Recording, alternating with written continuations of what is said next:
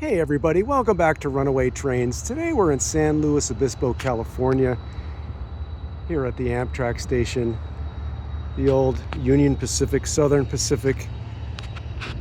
There's lots to see here. There's a surfliner train waiting to depart over there. They get the coast starlight comes through here. The best time to come down here during the week is about between 2:30 and 4:30 p.m. That's when they get the most Amtrak traffic through here. You'll see 2 coast starlights and 2 Pacific surfliners stopping here at the station. So if you're in the area and you're looking to do some really good rail fanning, this is a good spot. Make it part of your destination. Across from the station, over here, there's a sculpture there that honors the Chinese Americans who helped build the railroad 100 years ago or so. You can go check that out as well. I believe we have another video we've done before about it. Farther down here, they have a railroad museum. I believe it's only open on Saturdays. We're here on a weekday, so we're not going to be able to go inside. But I thought we'd walk down there and we could show you the display of rolling stock that they have outside on display all the time. Let's get into it. We're a big fan of these Amtrak superliners. What do they call these, Drake? Siemens Chargers. Siemens Chargers. On our train layout at home, we have the 2111. Today, we're looking at the 2122. That's right.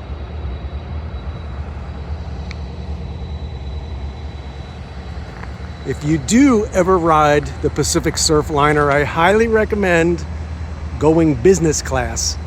It's maybe $8 more, just a few dollars more, but it has a little more luxury. You get to have a beverage and a snack box on the train. You guys like the mechanical bells like we do? We're always looking for the mechanical bells. Drake's looking over here at a few of these rails. And you know, we walked right past this shack here. This is like a, I don't know, it was like a guard shack that they would have, or a phone box, I believe is what it was. If you guys know what this is, or what the actual name for it was, let us know. This one has a chain around it, so nobody goes in there and does any damage. Further damage, I should say, because if you come up here and look, somebody already tried to pry that door open. Drake is looking to see if there's any dates on the rails. So let's come around, let's see what we can find there. It does say something. This one right here. It says ARA 9020 Illinois Steel Company. Southworks maybe? 1909. It has an X1. So 11, maybe it would be November of 1909. Can you guys see that if I get in there? It's kind of right in the shadow. I'm trying to show that to you. We'll give a little shout out to our favorite YouTube channel, Jawtooth. He always zooms in on the rails to show the dates that the rail was rolled, which I find very cool. And we kind of got in the habit of looking now ourselves.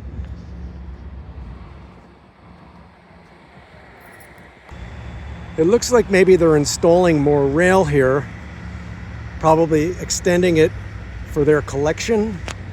Maybe they're going to add some cars to display out here. I mean, they've got the room for it. Why not? Don't try driving your train over that section.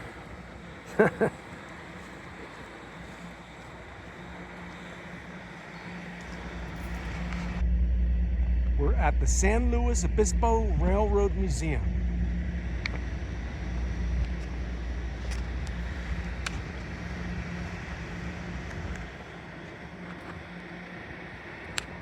Look at this old tanker.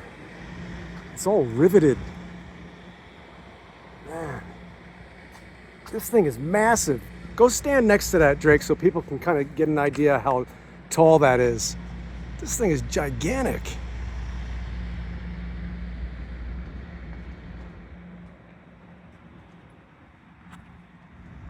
There's a placard over here. Let's check that out. Southern Pacific Railroad tank car, design number CS25-A, built in 1903 by Standard Steel Car Company.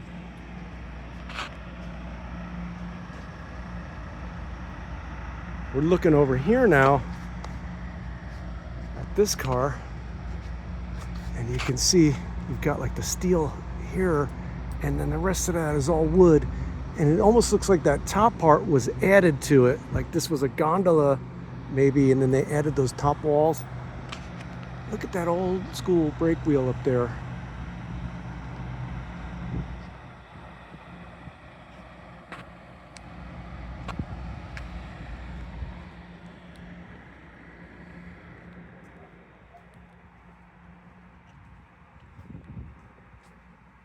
Oh, I see. That opens up, and it looks like it's a chute. Maybe it dumps something.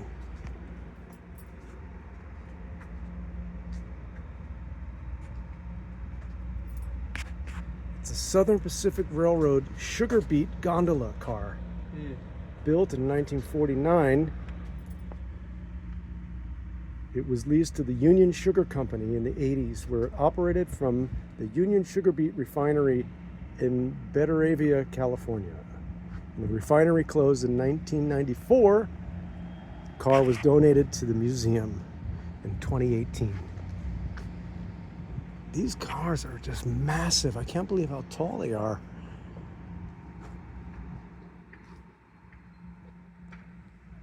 What do we got here? This looks like it's a flatbed.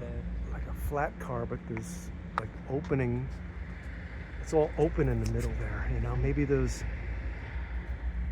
something that goes on top, because if you look here you can see all of these parts here where maybe something was bolted on. Let's go check it out.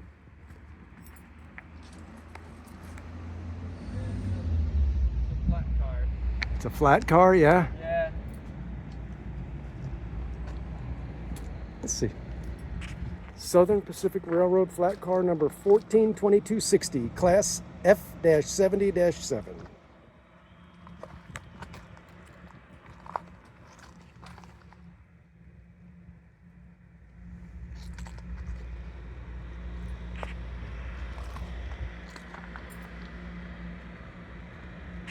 Do you guys know what these are? These cups here?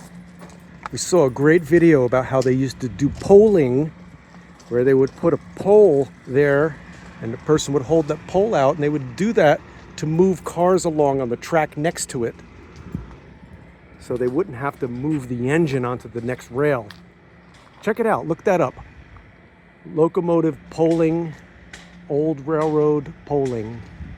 See what you find. What's that? This is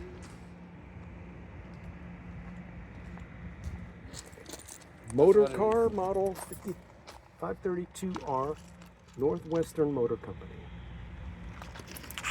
It's like a little speeder, huh? There's some new stuff here. It's pretty cool. Like a locomotive boiler. Man, it's boiling out here. I mean,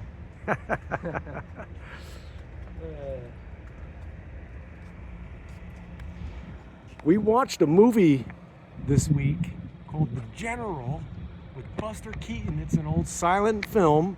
If you've never seen it, you gotta see it, man. It's got the old 440 American locomotives in it, and it's like fun and a comedy, and it's just very cool. And this reminds me of the scene where they actually destroy a locomotive. It crashes off the bridge, and I just wondered, like, what would happen if that boiler fell into the cold water? I mean, did it explode? I always wondered about that. I got to look that up and see if I can find any information about that. But this is what it's making me think of when I look at this boiler. Let's swing around over here. Clap, clap, clap. You guys know what they call those? What do they call that, Drake? A wigwag. A wig wag, because it kind of wigs and wags back and forth. Is there a button you can push? Yeah, it's called a wigwag crossing signal. A wig wag crossing signal. Is it working? Well, I don't think it's working because the museum's closed. that's right. The museum is closed today. You could still come down here and enjoy seeing what they have out on the property, though. Even though the power button's not working. Still having a good time, folks. Model 3. Model 3. Number 3. Yeah. There's information. Magnetic flagman, wigwag crossing signal, lower quadrant style, Model 3. You can freeze that. Have a look at that. Let's continue on over here. There's more. Looks like we got some narrow gauge over here. Drake is saying we've got some narrow gauge over here. The tracks are closer together. And you can definitely see that those rails are closer together.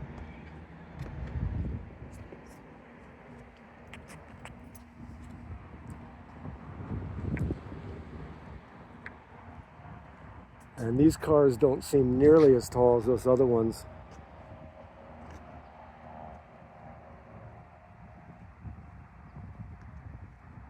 Hope you guys are enjoying watching our visit here to the San Luis Obispo Railroad Museum. Union Oil Company push car. It's a push car. I like how they displayed it with the logs on it, the old telephone poles.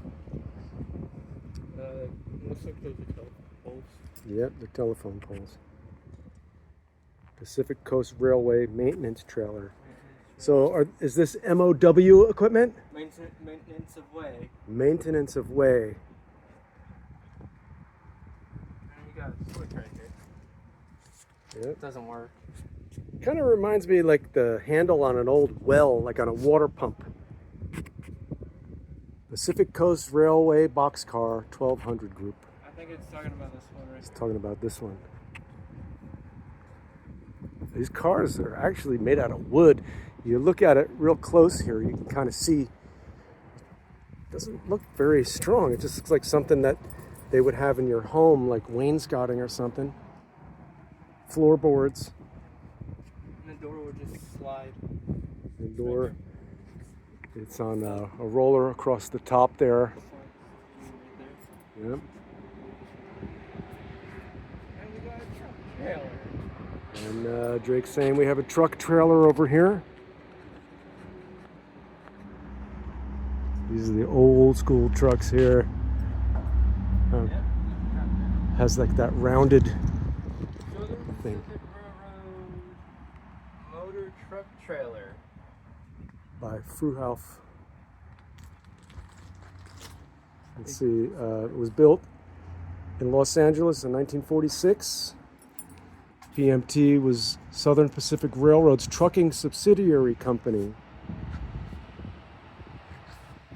You know, this is long before they started using containers on the railway. They were still trucking everything with trailers. There's another old truck here. There's another one right there. Looks like another Southern Pacific. Mm-hmm. Look at that. Man, that's a rust bucket. But it's very cool though. And look, it even has the PMT number on there. And you can see the old logo. Got some nickel couplers over here.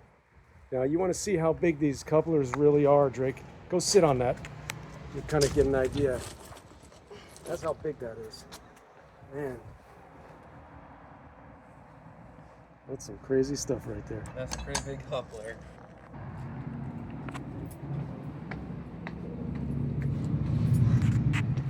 The museum may be closed, but we could still walk up here on the old platform. I mean, this is authentic. This is the old building right here. You can see Surfliner over there in the background, waiting. They may not be leaving here for another hour. We got here too early, but that's okay. Look at this.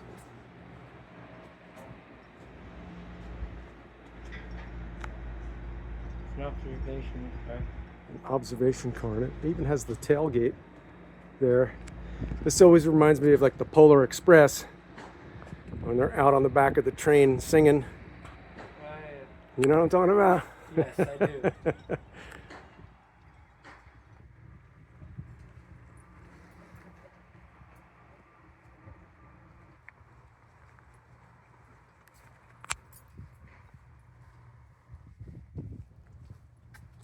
Signal. Yeah. Rail car repair office.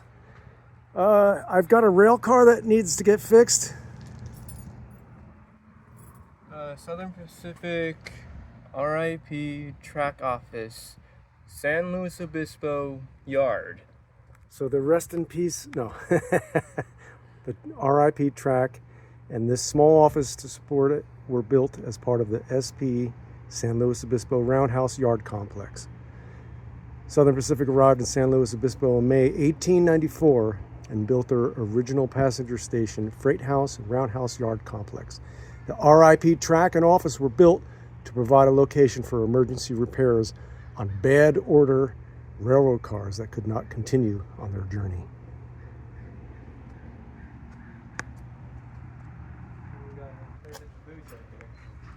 Nice Southern Pacific caboose. What kind of window? It's a bay window. Bay window.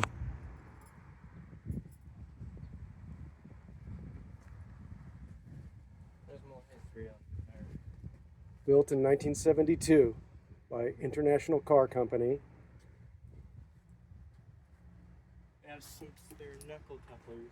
Some spare knuckles Just in case they break one. in case they break a knuckle. And those aren't brass knuckles.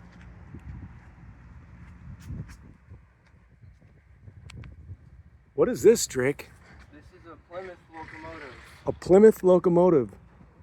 U.S. Army Camp Plymouth locomotive. U.S. Army Camp Roberts Plymouth locomotive. Yeah. What does it say? Was purchased by the Army Corps of Engineers in April 1941 for Camp Roberts. Operated by the Quartermaster Corps, it switched cars of munitions and supplies for over 430,000 soldiers during World War II. So this should be honored on Veterans Day, I suppose, right?